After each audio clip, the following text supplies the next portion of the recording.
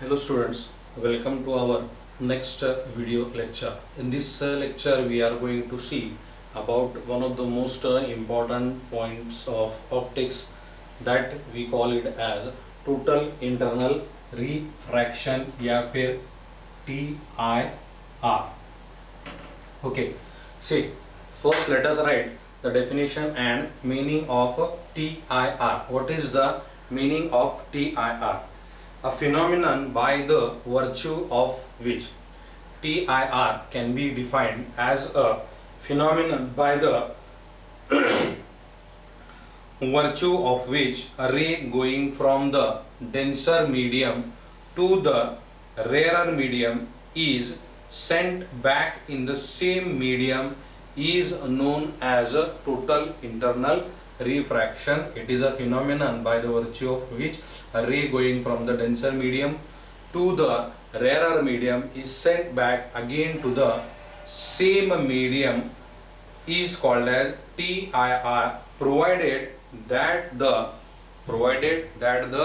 angle at the interface is more than, provided that the angle of incidence at the interface is more than the critical angle. ठीक है, अब ये critical angle क्या है इसको हम लोग एक्सप्लेनेशन के टाइम में ही देखेंगे. See what is total internal refraction. मान लो ये अपना इंटरफेस है. Okay,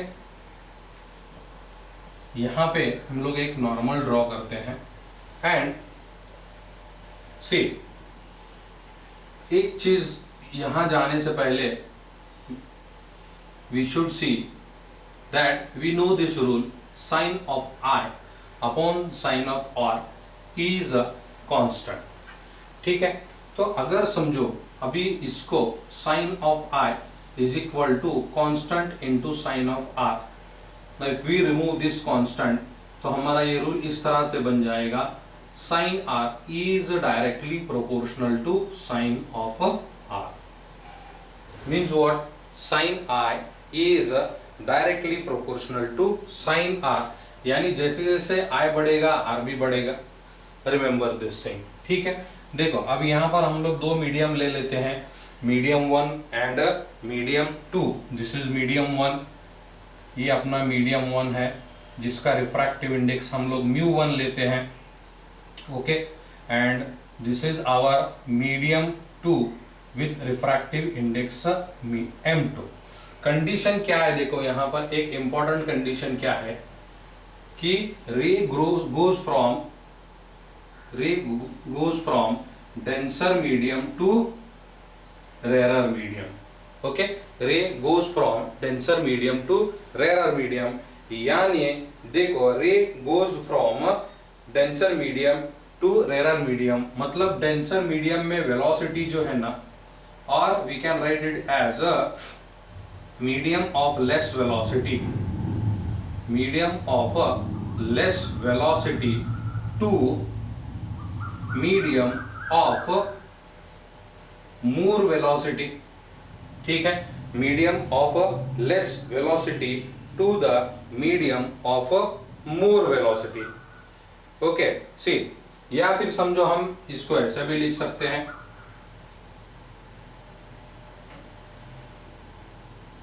mu1 is greater than mu2. Velocity of the first medium is less than the velocity of the second medium. Refractive index of the first medium is greater than the refractive index of the second medium. अब देखो हम लोग start करते हैं इसको. Suppose that we take a ray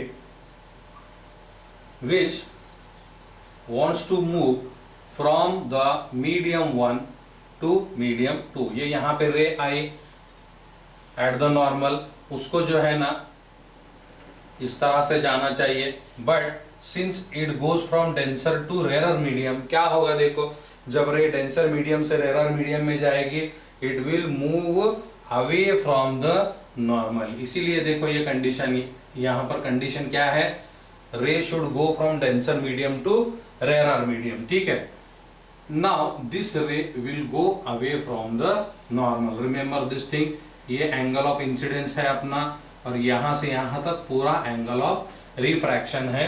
यहां पर देखो क्या होता है कि when the ray goes from rare medium to denser medium, R is always greater than I. Angle of refraction is always greater than angle of incidence. ठीक है, अभी इसमें कोई नॉर्मल चीज नहीं है। देखो, you will say sir what is the thing here, important thing here.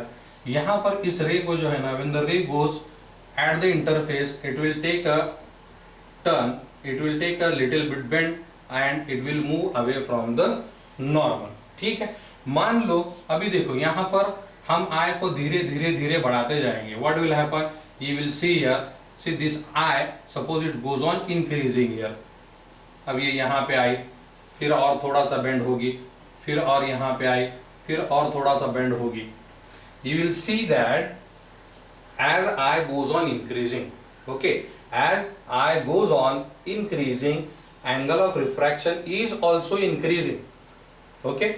यहां से जो है ना एंगल ऑफ इंसिडेंस इंटरफेस की तरफ जा रहा है, इतना जा रहा है कि it will go near and near to the interface, and here you will see that angle of refraction is again going, it is also increasing and it is also going nearer and nearer to the interface. इतना कि हमको लगता है कि ये अब जो angle line of refraction है, ये line of refraction you will see that somewhere it will go parallel to the interface.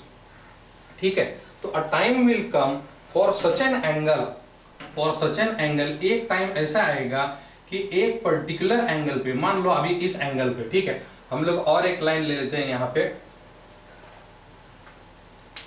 Suppose what will happen now, see for this line, अब ये लाइन हम लोग लेते हैं, for this line what will happen that you will see that angle of refraction will be so much कि हमको लगेगा कि अब ये जो लाइन है it will go exactly along the line of interface, मतलब इस लाइन पे चली जाएगी। बट होता क्या है कि हम इसको ऐसे बोल सकते हैं कि it becomes almost 90, angle of refraction becomes almost 90, हम इसको ऐसे बोल सकते हैं, okay. But what will happen, वो 90 नहीं होते हुए this line will come back again in the same medium. देखो, दिस एंगल ऑफ इंसिडेंस, ये एक पर्टिकुलर ऐसा एंगल ऑफ इंसिडेंस आया कि for this angle of incidence ये लाइन जो है refracted line, line of refraction, instead of going into the next medium, what I से, देखो मैं क्या बोल रहा हूं उसको ध्यान से सुनो। एक पर्टिकुलर एंगल ऑफ इंसिडेंस पे at this point of the interface, ये जो लाइन है ये लाइन ऑफ इंसिडेंस है। अब यहां से रिफ्रैक्ट होना चाहिए लाइन को, बट इंस्टेड ऑफ रिफ्रैक्टिंग वो क्या होगा कि that line will again come back in the same medium. इस प्रोसेस को हम कहते हैं total internal refraction. So total internal refraction क्या है, देखो, it is a phenomenon by which the line of incidence instead of going into the next medium, it is again coming back in the same medium। ठीक है, समझ में आया? तो यहां पर देखो, it once again I will repeat, as the angle of incidence goes on increasing, angle of refraction also goes on increasing। और एक टाइम ऐसा आएगा कि it will almost become 90, angle of incidence will almost become 90। But क्या होता है कि वो 90 नहीं होता, रिमेंबर दिस थिंग, वो 90 अगर 90 हो जाएगा तो इस तरह से चली जाएगी along the interface। so instead of becoming 90, थोड़ा सा ज्यादा होके जो है ना it will again come back in the same medium। ठीक है, समझ में आया? this process is called as the TIR। अच्छा, अब ये जो एंगल है, this एंगल, जिस एंगल पे ये फिनोमिनन हुआ, this angle is called as critical angle. ठीक है, समझ में आया? This angle is called as the critical angle. हम लोग यहां पर लिख सकते हैं, देखो, जब आई जो है ना एंगल ऑफ इंसिडेंस जब क्रिटिकल एंगल बनता है, we can say that angle of refraction almost becomes 90। this almost becomes a 90 for the calculation। normally many a times we take it as 90 also। so remember this thing, critical angle किसको कहते हैं? देखो, अब यहाँ पर हमारी definition बन गई क्रिटिकल एंगल की, the angle at the point the angle of incidence for which the total internal refraction takes place, we can call it as a critical angle. ठीक है, समझ में आया यहाँ तक? What is the meaning of TIR? So I hope that this is very easy. इसमें कुछ समझने बहुत ज्यादा डिफिकल्ट ऐसी चीज नहीं है। देखो अब हम क्या करते हैं कि इस TIR को जो है ना यहाँ पे let us try to apply Snell's law. Okay, Snell's law क्या है? देखो, according to Snell's law, what will happen here? We can write this as a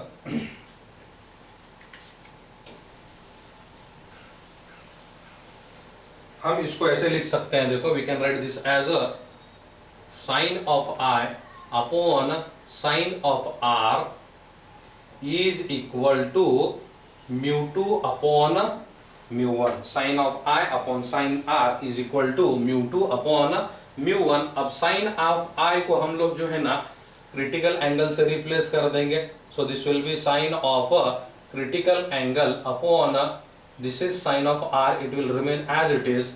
mu2 मतलब क्या है? देखो, ये कौन सा मीडियम है? mu2 क्या है? Okay, sin theta.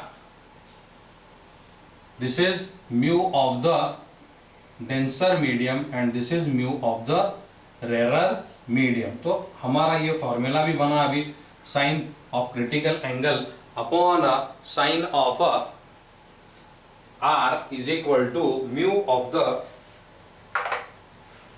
rarer medium upon mu of the denser medium. ठीक है, mu of the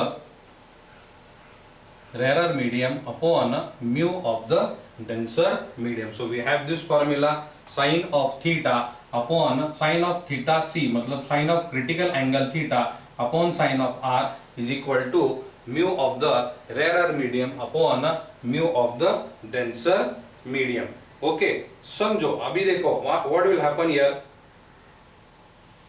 अब mu of the, if in case समझो, हम इसको ऐसे भी लिख सकते हैं,